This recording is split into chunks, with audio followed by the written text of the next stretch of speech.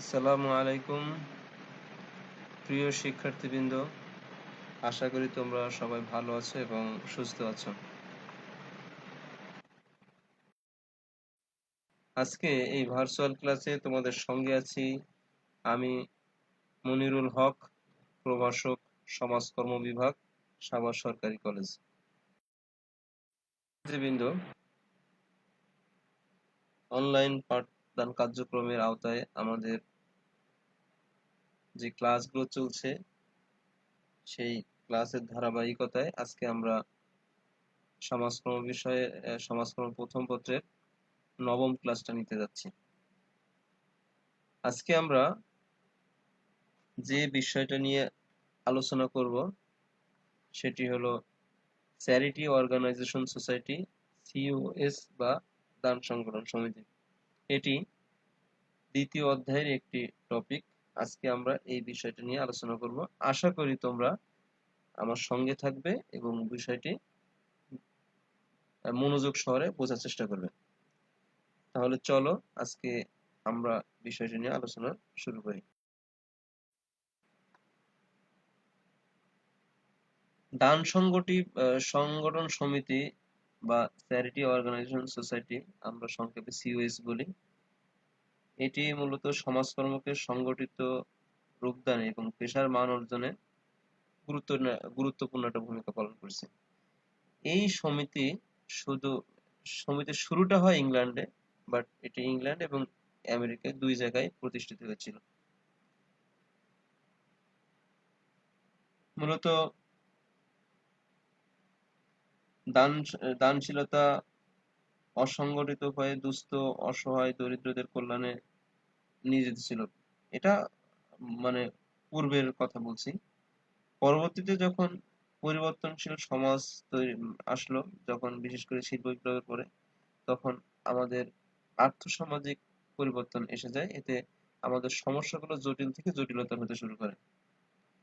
এই যে সমস্যা বা আর্থসামাজিক পরিবর্তন, এই পরিবর্তনের সাথে সঙ্গতি রেখে বিচ্ছিন্ন এবং অসংগঠিত সমাজসেবা কার্যক্রমকে সংগঠিত করার লক্ষ্যে ইংল্যান্ড এবং আমেরিকায় দান সংগঠন আন্দোলন গড়ে ওঠে।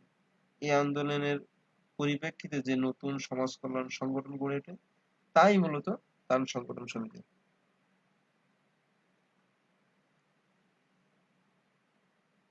দান সংগঠন সমিতি আমি পূর্বেই বলেছি যে এটা শুরু হয় ইংল্যান্ডে, আর ইংল্যান্ডে মূলত হয় 1869 সালে, আর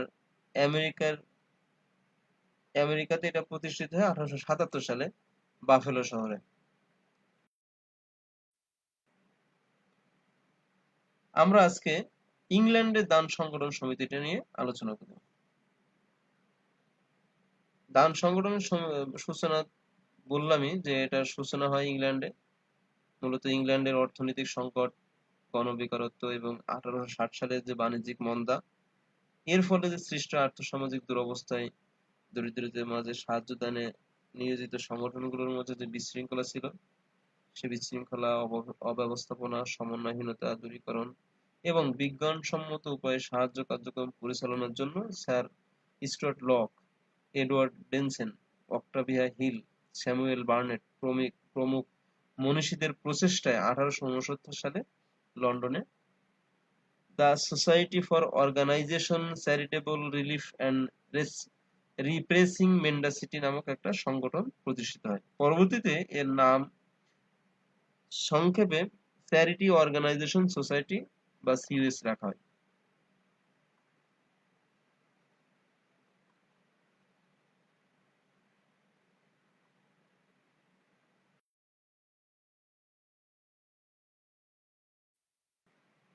এই দান সংগঠন সমিতির নীতিমালা কি ছিল?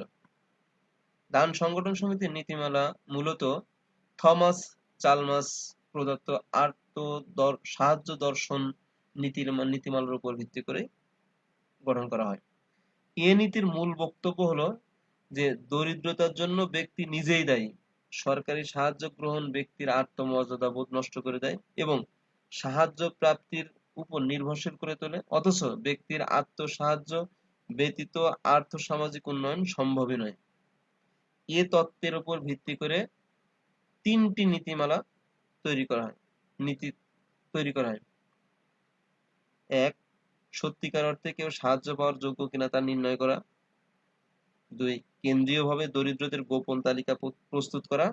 এবং 3 নম্বর ছিল যে বন্ধু ভাবাপন্ন পরিদর্শকের মাধ্যমে সব সাহায্য প্রার্থীর অবস্থা তদন্ত করে সাহায্যের ধরন। ইংল্যান্ডে যে সিওএস গঠিত হয়েছিল তার লক্ষ্য উদ্দেশ্যগুলো ছিল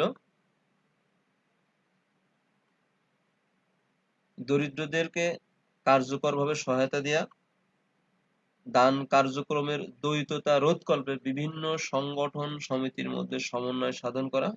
অর্থাৎ সেই সময় দেখা গেছে যে বিভিন্ন সংগঠন যারা সাহায্য দিত তারা অনেক সময় একই ব্যক্তিকে বা একই এলাকায় সাহায্য দিয়ে যাচ্ছে, অথচ যে প্রকৃত সাহায্য পাওয়ার যোগ্য সে পাচ্ছে না, কিন্তু অন্য একজন যার পাওয়ার দরকার না বা পেয়েছে সে আবার পাচ্ছে। এই যে ধরনের যে দ্বৈততা ছিল সেগুলো রোধ করার জন্য একটা সমন্বয় সাধনের ব্যবস্থা করা হয়। তারপর বিভিন্ন দান সংগঠন সমিতির মধ্যে অর্থহীন যে প্রতিযোগিতা বন্ধ করা। একসময় এমন হয়ে গেল যে কে কত সাহায্য দিতে পারে এই নিয়ে বিভিন্ন মানে সাহায্য সংস্থার মধ্যে একটা প্রতিযোগিতা শুরু হয়ে গেল, যার কারণে নানা বিশৃঙ্খলা, তারপরে একটা মানে খারাপ অবস্থা তৈরি হয়। এই প্রতিযোগিতা বন্ধ করা ছিল অন্যতম একটা লক্ষ্য। তারপরে সম্পদের অপচয় রোধ করা, অর্থাৎ দরিদ্রদের জন্য যে সম্পদ বরাদ্দ থাকতো সেগুলো যাতে যথাযথভাবে ব্যবহার করা এবং প্রকৃত দরিদ্ররাই পায় সেই ব্যবস্থাটা নিশ্চিত করা। এবং বিভিন্ন রকম ত্রাণ কার্যক্রমের মাধ্যমে কার্যক্রমের মধ্যে পুনরাবৃত্তি রোধ করা, অর্থাৎ যে ত্রাণ দেওয়া হতো সেইগুলো যাতে বারবার না ঘটে, একই ব্যক্তি যাতে একই ধরনের সাহায্য বারবার না পায়, এই বিষয়গুলো রোধ করা ছিল। এখন আমরা দেখি যে দান সংগঠন সমিতির বাস্তবায়ন প্রক্রিয়াটা কেমন ছিল, অর্থাৎ কিভাবে এটা বাস্তবায়িত হয়েছিল। দান সংগঠন সমিতির কার্যক্রম বাস্তবায়ন এবং লক্ষ্য অর্জনের জন্য প্রথমত একটি অনুসন্ধান বিভাগ খোলা হয়। এই অনুসন্ধান বিভাগের কাজ ছিল যে সাহায্যার্থী দরিদ্রদের সম্পর্কে যাবতীয় তথ্য সংগ্রহ করা। এর ফলে যেটা হলো সেটা হলো পেশাদার ভিক্ষুক এবং একাধিক সংস্থা থেকে সাহায্য গ্রহণের যে প্রবণতা সেটা রোধ করা সম্ভব হয়।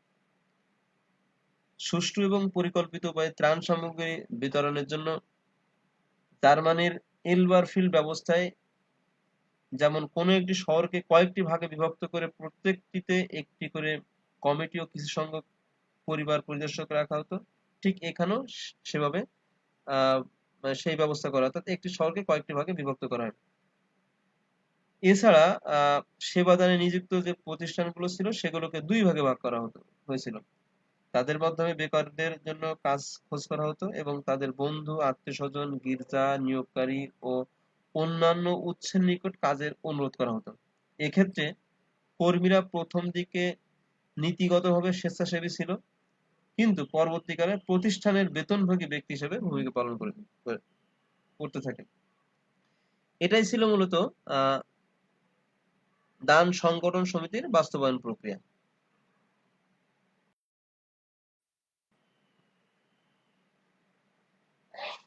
তা প্রিয় শিক্ষার্থীবৃন্দ, আজকে ইংল্যান্ডের দান সংগঠন সমিতি নিয়ে এখানেই আলোচনা শেষ করছি। আমরা পরবর্তী ক্লাসে আমেরিকার দান সংগঠন সমিতি নিয়ে আলোচনা করব, এর সাথে আরো একটি বিষয় নিয়ে আমরা আলোচনা করব ইনশাল্লাহ। সে পর্যন্ত তোমরা অবশ্যই বিগত ক্লাসগুলো অনুসরণ করবে, সেগুলো খাতায় নোট করে নিবে। আমরা তোমরা একটু লক্ষ্য করলে দেখবে যে আমরা যারা ক্লাস নিচ্ছি তোমাদের জন্য কিন্তু আমরা প্রচুর পরিশ্রম করি। এই যে নতুন করে স্লাইড তৈরি করা, তোমরা যাতে সহজে বোঝো সেভাবে আমরা পয়েন্ট আউট করা, এই বিষয়গুলো হয়তো সব বইতে পাবে না। তোমাদের উচিত হবে এই ক্লাসগুলো দেখবা এবং তোমরা ভালো রেজাল্ট করার জন্য সেগুলো খাতায় নোট করে রাখবা। আশা করি তোমরা আমাদের পরামর্শ অনুযায়ী পড়াশোনা করবে। তা আজকের ক্লাস এখানে শেষ করার আগে যথারীতি তোমাদেরকে আমি আবারও একবার স্মরণ করিয়ে দিতে চাই যে আমরা যে সমাজে বাস করছি সেই সমাজের একটি অংশ আমরা মাদক নামক যে মাদক নামক ধ্বংসের মাদক নামক একটি কি বলা যায়, ধ্বংসের মাদকের যে ইয়ে, এই অভিশাপের হাত থেকে আমরা যাতে রক্ষা পাই সেদিকটা খেয়াল রাখবো। গত ক্লাসে আমি তোমাদের মাদকের কিছু কারণ সম্পর্কে আহ আলোচনা করেছিলাম। আজকে আমি মাদক দ্রব্যের কিছু কুফল নিয়ে কথা বলি। এভাবে স্পেসিফিকলি বলা হয় না, তারপর আমরা বলি। আজকে আমি কয়েকটা যে একটা হাদিসের কথা বলবো, সেটা হলো মাদক দ্রব্য মানুষের বিবেক বুদ্ধিকে আচ্ছন্ন করে। এ সম্পর্কে একটা হাদিসও বলা হয়েছে যে আলী রাদিয়াল্লাহু তাআলা মদ্যপায়ীদের সম্পর্কে বলেছেন যে যখন মদ পান করে তখন নেশাগ্রস্ত হয়, যখন সে নেশাগ্রস্ত হয় তখন আবোল তাবোল বলে, আর সে যখন আবোল তাবোল বকে তখন মিথ্যা বলে। এছাড়া কিছু মাদকের কিছু খারাপ দিক যেটা চিকিৎসা বিজ্ঞানীদের মতে বলা হয়েছে, সেগুলো হলো মদ্যপান দৈহিক চেতনাকে সাময়িকভাবে উদ্দীপ্ত করে বটে, কিন্তু তার কর্মক্ষমতাকে নিষ্ক্রিয় করে দেয়। সাধারণ লোকদের তুলনায় মাদকদ্রব্য সেবনকারীদের আত্মহত্যার প্রবণতা শতকরা 60 ভাগ বেশি। তারপর বলা হচ্ছে যে মাদকদ্রব্য গ্রহণের ফলে মাদকাসক্তি ব্যক্তির জিহ্বা ক্রমশ ভারী হতে থাকে। হ্যাঁ, মাদকদ্রব্যের প্রতিক্রিয়া রক্তের মাধ্যমে সারা দেহে ছড়িয়ে পড়ে এবং হৃৎপিণ্ড, অগ্ন্যাশয় এবং কিডনিতে প্রদাহের সৃষ্টি করে। মাদকদ্রব্য গ্রহণের ফলে দেহের ত্বকের যে ইলাস্টিসিটি সেটার সেই ক্ষমতাটা লুপ্ত পায়। অনেক সময় মদ্যপায়ী হার্ট ডিজিজে আক্রান্ত হয়। মাদক গ্রহণের ফলে হজম শক্তি হ্রাস পায় এবং খাওয়ার স্পৃহা কমে যায়। অতিরিক্ত মদ্যপান করলে হচ্ছে যে হৃদস্পন্দন স্বাভাবিকভাবে বেড়ে যাওয়া যায় বা কমে যায়। হৃদযন্ত্র বন্ধ হয়ে যায়। হৃদযন্ত্রের কার্যকারিতা হ্রাস পায়। হ্যাঁ, রোগ প্রতিরোধ ক্ষমতা কমে যায়। এই ধরনের নানা কুফলের কথা বলা হয়েছে। যাই হোক, এক কথায় মাদক কখনোই এটা ভালো লক্ষণ নয়। আমরা অনেক সময় অন্যের দেখাদেখি, অনেক সময় অর্থের প্রাচুর্যতা বা নিজেকে স্মার্ট ভাবানো অন্যের কাছে, এই বিষয়গুলো কারণে আমরা মাদক গ্রহণ করে থাকি। অনেক সময় জেনে করে থাকি, অনেক সময় না জেনে করে থাকি। তা জেনে হোক না জেনে হোক আমরা কখনোই মাদকের দিকে ধাবিত হব না, এবং আমাদের আশেপাশে যারা আছে তাদেরকেও আমরা এদিকে ধাবিত হতে দিব না। সবাই যদি আমরা মাদকের বিরুদ্ধে সোচ্চার হই, যদি আমরা মাদকের বিরুদ্ধে একটা প্রতিরোধ গড়ে তুলি, তাহলে আমরা একটা মাদক মুক্ত সমাজ গড়ে তুলতে পারবো। আমরা একটি মাদক মুক্ত জাতি, একটা যুব শ্রেণী তৈরি করতে পারবো। তা আমরা যদি এই কাজটা সত্যি করতে পারি, তাহলে আমরা একটা উন্নত দেশ উপহার দিতে পারবো। আর আমরা, আমাদের সমাজ, আমাদের রাষ্ট্র চায় যে আজকে তোমরা যারা আছো এই শ্রেণীটা যাতে মাদক থেকে মুক্ত থাকে। তোমাদের কাছে আমি সেই আহ্বান করব যে কখনোই আমরা মাদকের দিকেও আহ, ধাবিত হব না, মাদককে ছুঁয়ে দেখবো না, মাদক সম্পর্কে কোনো কৌতূহলী হব না, এবং মাদক সম্পর্কে যদি কেউ জানতে চায়, বলতে চায়, তাদেরকে আমরা নিরুৎসাহিত করব। সবাই মাদককে না বলি, সবাই আমরা ধর্ম, আমাদের আমাদের ধর্মীয় বাণী, ধর্মকে শ্রদ্ধা করি, ধর্মের রীতিনীতি মানি। এই প্রত্যাশা রেখে আমি আমার কলেজ ক্লাস এখানে শেষ করছি। আল্লাহ হাফেজ।